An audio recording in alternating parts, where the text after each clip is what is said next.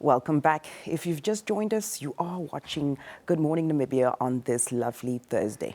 Now, next up, the Republic of Korea and Namibia have enjoyed a growing partnership over the years, spanning diplomacy, trade, technology, and cultural exchange. The ambassador of the Republic of Korea to Namibia, Ambassador Kwangjin Choi, joins us to share insights on Korea-Namibia relations, Korea's peace efforts on the Korean Peninsula, cooperation opportunities in nuclear energy, and the global rise of Korean culture, including K-pop. Good morning, Ambassador, Your Excellency. Thank you so much for joining us. Good morning. Thank you for having me. It's pretty much an honor to have an interview at this famous TV show. And I'm very much pleased to let TV viewers get a better understanding about the relationship between Korea and Namibia. The pleasure is ours. Yes. Could you share an overview of the current relations of our two nations and how they've developed over the years? Yes, this year marks the 35th anniversary of the establishment of the diplomatic ties between Korea and Namibia. For the past 35 years, Korea and Namibia achieved a lot of accomplishments in the political, economic, and cultural areas. For example, in the political areas, a lot of high-level officials and the special envoys exchanged their visits, reconfirming their strong will to boost bilateral relationships and collaborate in the global issues like climate change, human rights, and international organizations, etc. And concerning the economic cooperation and the humanitarian assistance, trade volume between the two countries has increased 300 times compared to that in the 1990s.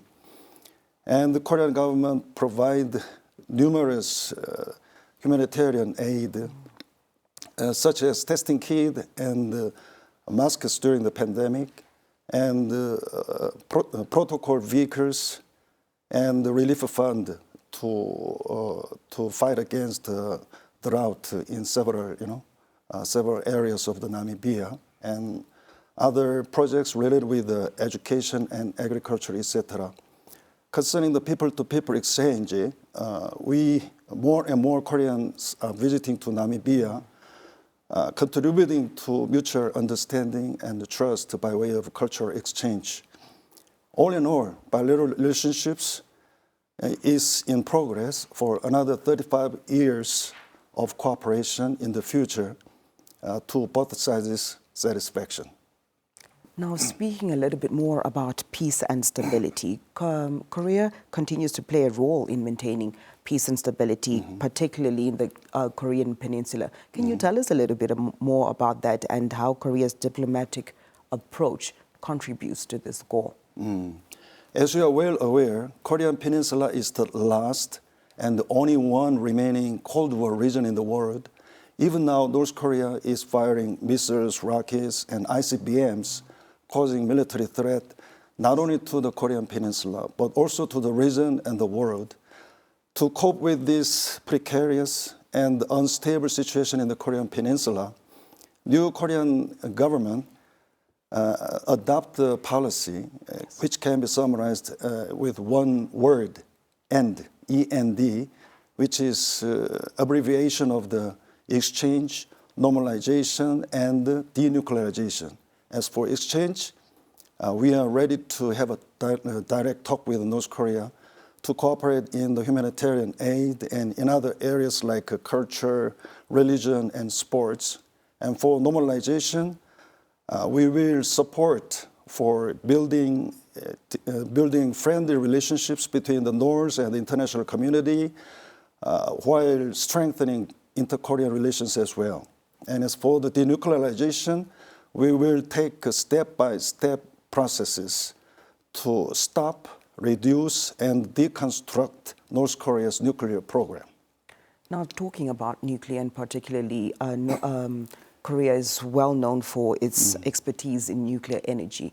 What possible areas of cooperation can Namibia and Korea work together in this field? Yes, Korea is one of the 5 countries which have capacity and technology to construct a nuclear power plant. Since 1956, Korea has constructed 36 nuclear power plants in the world, among which there being 25 in Korea. And at the same time, Korea continuously cooperating with foreign countries like Czech Republic, Romania, and United Arab Emirates, and of course with African countries like Uganda, Zimbabwe, and Nigeria. We understand that Namibia is gearing up to develop nuclear energy by way of revising the relevant laws and setting up the national strategy and establishing the School of Nuclear Science at the University of the Namibia. At this moment, taking into consideration Korea's affluent experience and the know-how in investing in education and the transfer of technology, I think Korea is the most appropriate partner for Namibian government. We are looking forward to close cooperation with the Namibian government as early as possible in this regard. Indeed, this is an area of interest for Namibia from the education space and just really investing and tapping into this space. Yes. Now, speaking about opportunities, what opportunities exist for trade and investment between our two nations? Yes. As I already mentioned in the beginning of this interview, the bilateral trade volume has increased 300 times since 1990. But the actual number is $167 billion, which seems to be very small, but it can be interpreted that there are lots of rooms of cooperation in the future. For example, Namibia is the part of the SACU, the Southern Africa Customs Union. It means that Namibia can be a gateway for interested Koreans to enter in this region with trade and investment. And there is another case we are close watching with interest that Namibia is producing green hydrogen with a competitive price.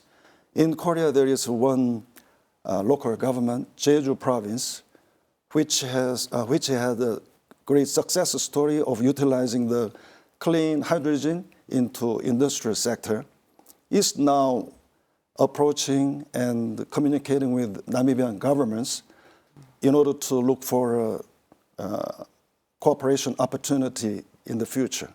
So we are looking forward to a kind of progress of cooperation between the two. Definitely taking a holistic approach and looking for different sectors that both nations can benefit from. Now, on a lighter note, K-pop. Can you tell us about this global phenomenon that's really just taking over and how Namibian culture and also has an influence possibly on your culture? How can we benefit or cooperate in this space, K-pop? Okay, before answering this, I would like to ask one question to you. Have you ever watched the K-pop Demon Hunters on Netflix? I haven't personally watched, but my son is obsessed with it. So partially I can say just a little bit, but it is taking over. How? Tell us about that. Okay, I'll tell you. I fully agree with what you said, that K-pop is a global phenomenon. If you go to France, United Kingdom, United States, Brazil, and Vietnam, you can easily find K-pop lovers, who are dancing to the K-pop and even singing in Korean at every corner of the streets. And K-pop is a kind of sort of tool for people's, expressing their talent and energy through choreography, just like language. So Africa is not exception at all.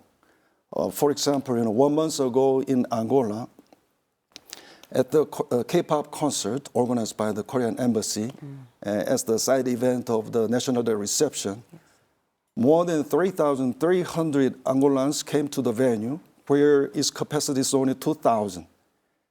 Wow. It means that 1,200 people are waiting outside to enter. Yeah, this is reality. And I heard that there are K-pop lovers in Namibia, so I hope same thing will happen in Namibia as well. And I would like to share one interesting story with you about the cultural exchange cultural exchange is very important. Before I'll explain deeper into these issues, I would like to ask one question. Have you ever heard that Namibia is the most fascinating tourist destination for Koreans? Oh, wow. Yeah. That's very exciting. And also just even globally, because Namibia is beautiful and the diversity. So I'm not surprised. Pleasantly surprised, actually. Okay, let me explain. After the TV show aired in Korea, featuring famous Korean actors traveling Namibia, more and more Korean tourists came to Namibia. They are taking photos, shooting videos of the beautiful, as you said, natural scenery in the deserts and in the coastline, and they post them at their SNS. Actually, they're advertising Namibia to outside the world. And that's really what we like to hear. What's your favorite part of the country so far? Let me finish my thing. Yes, sure. So that's why cultural exchange is basic and strong foundation for for promoting bilateral relationships in the future. What would you say? What do you like about Namibia so far? For If you had to example, choose, I'm going to make it difficult. One thing, if you had to choose one thing. One place to visit. Yeah, out of my experience, I've been to Walvis Bay, and I traveled around the deserts, and the seaside. It was quite impressive for me. Perfect. Yeah. Now, Ambassador, as we wrap up, Korea is one of the most technologically advanced countries in the world. How can Namibia benefit from Korea's innovation and tech experience? Yes, according to the statistics of Global Innovation Index and the Composite Science Technology Innovation Index, Korea ranks fourth in both the statistics. It means that if we combine competitive industries from two countries, we can enjoy win-win outcome by completing complementary economy. For example, one possible cooperative area might be oil and gas. You might know that Korea doesn't produce any single drop of oil in our territory, but we developed refining technology and the state-of-the-art of shipbuilding technology in order to carry the petrochemical products which has been produced from the refined oil. And then I know that Namibia is boosting their offshore oil and gas projects. So in this sense, I think we can have a lot of rooms for cooperation in this area. And one more thing, I would like to introduce a very interesting, good example, which is on the way. That Korea is providing consulting service to Namibian governments to modernize the customs clearance system, which is aimed at trade facilitation. I believe at the end of the day, it leads to the economic development of Namibia. Beautiful. Thank you so much, Your Excellency, for your time.